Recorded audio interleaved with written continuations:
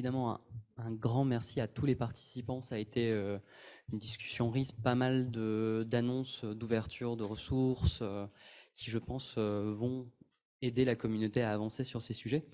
Alors, en regardant un peu toutes ces initiatives qui ne sont pas nouvelles, hein, c'est la continuité de beaucoup de travaux, mais un petit peu cette augmentation, cette intensification des travaux autour de ces thématiques, on voit finalement qu'on est à un moment où l'écosystème de la santé, et notamment de la recherche, et de la recherche basée sur de l'analyse de données, est un peu en train de changer. Donc on voit effectivement que de plus en plus, de nouvelles collaborations commencent à apparaître, donc évidemment hein, au sein des hôpitaux, qui dépasse aussi les murs des hôpitaux, donc au niveau national, voire même au niveau international, avec des collaborations avec les membres de l'Union européenne, avec des pays même extra-continentaux.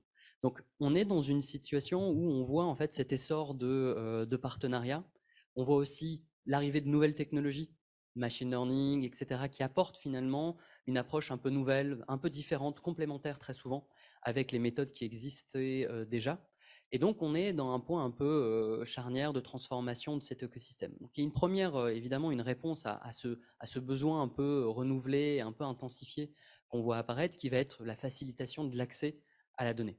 Donc là, on commence à avoir de grandes réponses qui apparaissent, en tout cas au niveau français, voire un peu plus large, avec au niveau local la création d'entrepôts de données de santé qui a été communiquée, qui va être financée par la puissance publique. Première belle réponse pour venir centraliser les données au sein des établissements de santé et de faciliter finalement l'accès à cette richesse et donc de stimuler la recherche. On va le voir avec des grandes initiatives un peu plus nationales menées par la CNAM, celles qu'on va mener aussi de notre côté. Et on les voit même au niveau plus global, au niveau européen, avec le lancement d'un espace pilote européen des données de santé qui va permettre de nouveau de faciliter l'accès aux données de santé. Donc on voit cet accès facilité à plein de niveaux, au niveau local, au niveau national, au niveau international. Mais finalement, il y a une deuxième réponse aussi qui apparaît, qui a été abordée durant toute cette présentation. Ça a été aussi, non pas juste de faciliter l'accès, mais aussi de faciliter l'utilisation, le traitement, l'exploitation des données de santé. Et je pense que les grandes thématiques qu'on a abordées aujourd'hui apportent des réponses qui ne sont pas forcément les premières à laquelle on va penser quand on commence à aborder cette question, mais qui sont quand même critiques d'utilité. Et donc, quand on commence à regarder comment réussir à faciliter l'utilisation, l'exploitation des données de santé, on peut penser à trois grandes thématiques. On va avoir des sujets vraiment au niveau des données, au niveau de l'exploitation, le traitement des données et au niveau des méthodologies. Les méthodologies, je pense que c'est quelque chose d'assez connu, qui a été cadré quand même pendant très longtemps, comment mener une étude, comment réaliser ce type d'analyse. Donc on ne reviendra pas dessus parce que c'est quelque chose qui est finalement assez bien cadré. Mais au niveau des données et au niveau des logiques d'exploitation, finalement, ça c'est quelque chose qui est assez, j'ai l'impression, assez nouveau, ou en tout cas, dont l'échelle, enfin, de l'avoir à cette échelle, c'est un phénomène qui est un peu nouveau.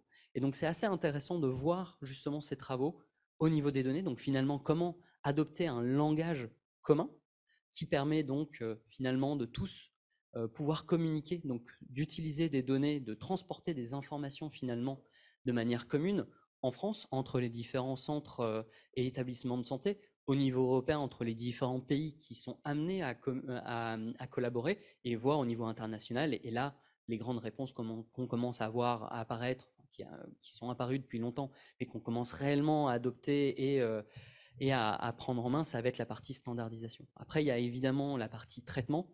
Et donc finalement, c'est comment on écoute ce langage commun, comment on est capable de processer ces informations. Et donc là, on voit le développement de tous ces outils qui sont finalement amenés aussi un peu par la standardisation des données et sur lequel les différents acteurs se positionnent.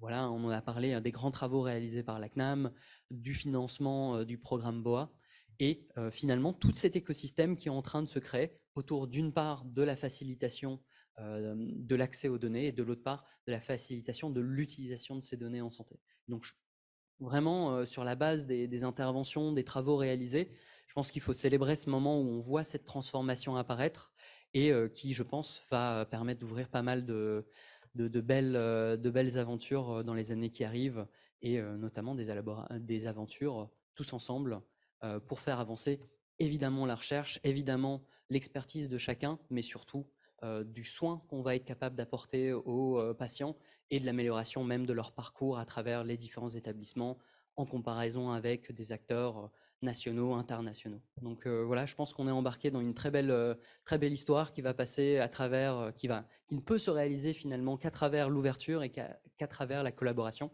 Et je pense qu'on est assez bien parti.